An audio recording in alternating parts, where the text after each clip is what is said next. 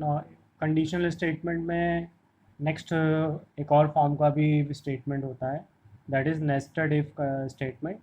तो nested if statement में nested मतलब इफ स्टेटमेंट की हम नेस्टिंग भी कर सकते हैं। एक इफ़ के अंदर दूसरा इफ़, दूसरे के अंदर आप तीसरा इफ़ कर सकते हैं, उसके अंदर एक चौथा इफ़ कर सकते हैं, डिपेंड अपॉन कि प्रॉब्लम में क्या गिवन है। और प्रॉब्लम के अकॉर्डिंग हम इफ़ कंडीशन को अपने हिसाब से मोल्ड कर सकते हैं। ज़रूरी नहीं कि हर प्रॉब्लम में एक ही टाइप की इफ़ स्टेटमेंट्स का इम्प्लीमेंटेशन हो।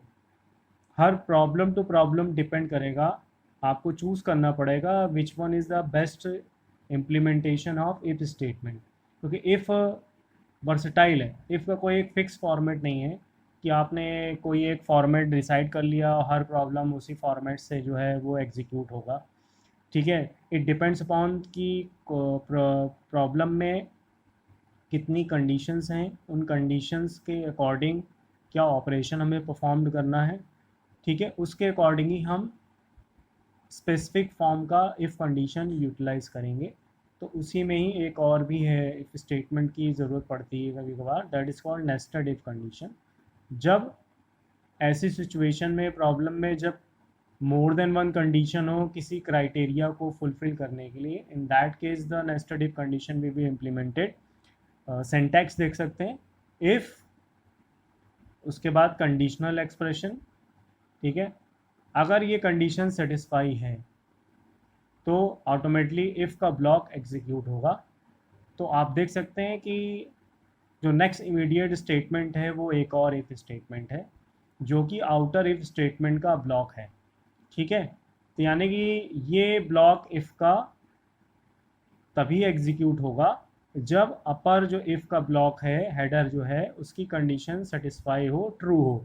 अगर ये कंडीशन ट्रू होगी तो आपका सेकंड जो नेस्टेड इफ़ कंडीशन है वो कंडीशन चेक होगी। ठीक है, अगर ये रेड कलर की जो इफ़ कंडीशन दी हुई है जो कि नेस्टेड है आउटर इफ़ की, अगर ये भी कंडीशन हमारी सेटिस्फाई होती है, एक्सप्रेशन टू भी सेटिस्फाई होती है, सेकंड कंडीशन भी सेटिस्फाई होती है, तो ही स्टेटमेंट ब्लॉक वन एग्जीक्यूट होगा। ठीक है, जब फर्स्ट कंडीशन और उसके बाद नेस्टेड जो इफ़ कंडीशन है वो भी दोनों कंडीशन, दोनों एक्सप्रेशन कंडीशन सेटिस्फाई होगी, तभी स्टेटमेंट ब्लॉक एग्जीक्यूट होगा। अगर सपोज़ ये कंडीशन ट्रू है, ये कंडीशन नेस्टेड इफ़ की फॉल्स है, तो ऑटोमेटिकली जब फॉल्स होगा तो इसका जो एल्स स्टेटमेंट होगा जो कि पेयरिंग बनाई गई है, तो इफ़ इसका इस इफ़ का ये एल्स है क्योंकि इन दोनों का इंडेंटेशन जो है वो सेम है। ठीक है, तो ऑटोमेटिकली अगर ये कंडीशन हमारी फॉल्स होती है तो एल्स स्टेटमेंट एग्जीक्यूट होगा और एल्स स्टेटमेंट में statement block two will be executed.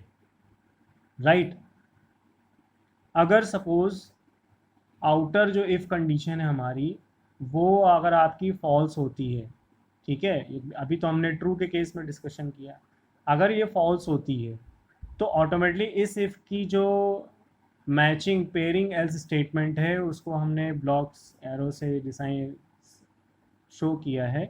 तो ऑटोमेटिकली अगर ये कंडीशन हमारी फॉल्स हो जाती है फर्स्ट कंडीशन, तो इस इफ़ का ऑटोमेटिकली जो फॉल्स एल्स स्टेटमेंट है वो एग्जीक्यूट होगा और statement block three will be executed.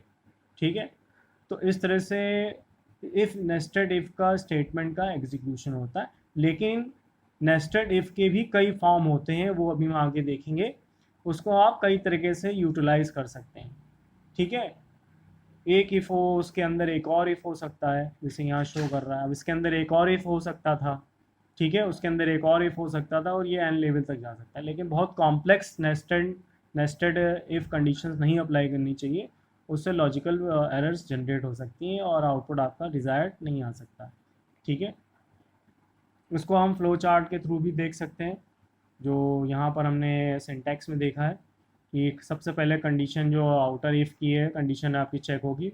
अगर कंडीशन ट्रू है तो next condition two will be checked, अगर ये भी ट्रू होगी तो ही स्टेटमेंट वन एग्जीक्यूट होगा और आप प्रोग्राम से बाहर आएंगे।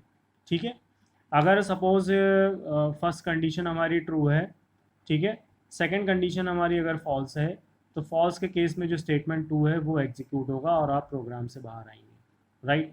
अगर कंडीशन 1 फर्स्ट जो आउटर इफ है वही का अगर फॉल्स हो जाती है तो ऑटोमेटली आपका ये ब्लॉक नहीं चलेंगे, आप सीधे बाईपास हो जाएंगे और सब statement number 3 will be executed, ठीक है। इसको एक एग्जांपल से हम एक्सप्लेन कर सकते हैं। एग्जांपल हमने यहाँ शो किया हुआ है एक्सप्लेन करने के लिए जो अभी हमने पढ़ा है, तो आप देख सकते हैं बेसिकली ये वोटर जो है उसके लिए चेक किया जाता है कि whether you are eligible for vote और नॉट। तो उसके लिए 2 क्राइटेरिया दी गई है, एक तो इंडियन सिटीज़न होना चाहिए वोटिंग के लिए और दूसरा उसकी एज जो है वो ग्रेटर और इक्वल टू 18 होनी चाहिए। देयर आर 2 कंडीशन, अगर दोनों कंडीशन में से कोई भी कंडीशन सेटिस्फाई नहीं होती तो you can't vote in Indian democracy, ठीक है। तो उसके लिए हमने एक प्रोग्राम डिज़ाइन किया है। तो सबसे पहले हम एंटर नेशनैलिटी एन में रिसीव कर रहे हैं, तो नेशनैलिटी उसकी क्या है वो एन में आ गई है। अब हम कंडीशन चेक करेंगे, if N is equal to I for Indian, तो इनिशियल करेक्टर हम ले रहे हैं। तो अगर एन की वैल्यू आई के इक्विवेलेंट है, ठीक है, अगर ये कंडीशन हमारी सेटिस्फाई है तो फिर हम एज के बारे में उससे डिस्कस करेंगे। तो एज अगर उसकी इनपुट की जाएगी तो उसको हमने एज में रिसीव कर लिया है। अगर एज जो है जो भी उसने इनपुट किए तो उसके लिए फिर से एक कंडीशन नेस्टेड देखिए इफ़ है और एग्जीक्यूट की जा रही है आउटर इफ के अंदर। अगर एज जो है ग्रेटर इक्वल टू 18 है, ठीक है, जो एज आपने इनपुट की है वो अगर ग्रेटर और इक्वल टू 18 है तो आप एलिजिबल होंगे वोटिंग के लिए, मैसेज प्रिंट होगा, राइट। सपोज़ आप इंडियन हो, आपकी एज लेकिन आपने एज सपोज इनपुट की 13, राइट। तो 13 इनपुट की तो कंडीशन चेक होगी, 13 is greater equal to 18 condition हमारी फॉल्स हो गई है, तो ऑटोमेटली इस इफ का जो एल्स ब्लॉक है वो एग्जीक्यूट होगा और आपका मैसेज प्रिंट होगा not eligible, age is less than 18, right. Suppose आपने जो नेशनलिटी यूज़र ने इनपुट की है वो इंडियन आई नहीं इनपुट की है, कुछ और इनपुट की है, अमेरिकन सिटीजनशिप है या कैनेडियन सिटीजनशिप है। तो अगर इनकी वैल्यू मैच नहीं करेगी, अगर यही कंडीशन हमारी फॉल्स हो जाती है तो ऑटोमेटली आप बाईपास हो जाएंगे उसके एल्स कंडीशन में, इफ़ आउटर इफ़ की, और आपका मैसेज आएगा not eligible because nationality is invalid, ठीक है। तो एक छोटा सा एग्जांपल है, नेस्टेड इफ कंडीशन है। तो 2 कंडीशन नेस्टेड हैं जो एक दूसरे से को रिलेटेड हैं, जब दोनों ही कंडीशन सेटिस्फाई होगी तभी एलिजिबल होगा वोटिंग के लिए पर्सन, अदरवाइज कोई भी एक कंडीशन अगर सेटिस्फाई नहीं होगी तो वो एलिजिबल नहीं होगा, ठीक है। Now there is some other forms of nested if also. देखिए एक फॉर्म एक ये भी दिया हुआ है, इफ़ कंडीशन, अगर कंडीशन ट्रू है तो स्टेटमेंट एग्जीक्यूट होंगे उसके, ठीक है। अगर ये कंडीशन हमारी फॉल्स है तो एक और एलिफ दिया हुआ है, नेक्स्ट कंडीशन एलिफ की कंडीशन है, ठीक है, वो चेक होगी। अगर वो कंडीशन सेटिस्फाई है तो उसके अंदर देखिए नेस्टेड किया गया इफ़, तो एलिफ के अंदर भी नेस्टेड इफ़ किया जा सकता है। तो यहाँ एक दूसरा फॉर्म यहाँ नज़र आ रहा है, इफ़ कंडीशन अगर ये भी ट्रू है तो एलिफ की कंडीशन ये भी ट्रू है और नेस्टेड इफ़ की कंडीशन भी ट्रू है, तो स्टेटमेंट उसका एग्जीक्यूट होगा। अगर सपोज़ ये कंडीशन फॉल्स हो जाती है तो इस इफ़ का एल्स ये है, तो स्टेटमेंट इसका एग्जीक्यूट होगा, ठीक है। अगर कोई भी कंडीशन सेटिस्फाई नहीं हो रही है, राइट, तो उसका जो एल्स स्टेटमेंट है लास्ट में वो एग्जीक्यूट होगा। तो ये भी एक फॉर्म हो सकता है, depend upon the again depend upon the problem. एक और फॉर्म देखिए दिखा हुआ है यहाँ पे, इफ़ कंडीशन चेक होगी, अगर कंडीशन ट्रू है तो स्टेटमेंट 1 एग्जीक्यूट होगा, ठीक है। अगर कंडीशन फॉल्स है तो नेक्स्ट एलिफ चेक होगा, अगर ये कंडीशन ट्रू है तो ये स्टेटमेंट एग्जीक्यूट होगा। अगर ये कंडीशन भी फॉल्स होती है तो ऑटोमेटिकली जो लास्ट एल्स है आपका वो एग्जीक्यूट होगा। अब एल्स के अंदर देखिए नेस्टेड किया गया इफ़, तो इफ़ कहीं भी नेस्टेड हो सकता है, एलिफ के अंदर हो सकता है, इफ़ के अंदर हो सकता है, एल्स के अंदर हो सकता है। तो अभी ये थर्ड फॉर्म आप देख सकते हैं, एल्स के अंदर इफ़ हमने एग्जीक्यूट किया है, तो अगर ये फॉल्स हो रही है सारी कंडीशन तो एल्स चलेगा, और एल्स के अंदर फिर एक कंडीशन है नेस्टेड, अगर ये कंडीशन ट्रू है तो स्टेटमेंट 3 चलेगा, अगर स्टेटमेंट ये फॉल्स है इफ़ का तो इसका एल्स जो है वो एग्जीक्यूट होगा। तो ये भी एक फॉर्म हो भी आपका नेस्टेड इफ़ का है। तो नेस्टेड इफ़ के कई फॉर्म हैं, there are so many forms, तो जनरली उनको कैटेगराइज किया है 4 फॉर्म में। तो डिपेंड अपॉन द प्रॉब्लम, कि आपकी प्रॉब्लम क्या है और उस प्रॉब्लम के अकॉर्डिंग हम किस हिसाब से नेस्टिंग कर सकते हैं। तो ये इम्पॉर्टेंट पार्ट है नेस्टेड इफ कंडीशन के लिए। तो हमने 4 फॉर्म्स पढ़े, अलग अलग फॉर्म्स पढ़े इफ़ कंडीशन स्टेटमेंट्स के। तो हर फॉर्म कहाँ इम्प्लीमेंट होगा ये प्रॉब्लम पढ़ने के बाद ही हम डिसाइड कर सकते हैं, और अपने हिसाब से जिसमें आप कंफर्टेबल हो, जिससे प्रोग्रामिंग आपकी इजी हो, ठीक है। लॉजिक मस्ट बी करेक्ट, कौन सा इफ यूज़ कर रहे हैं इट डजेंट मैटर, लॉजिक सही होना चाहिए और आउटपुट हमारा सही है, ठीक है।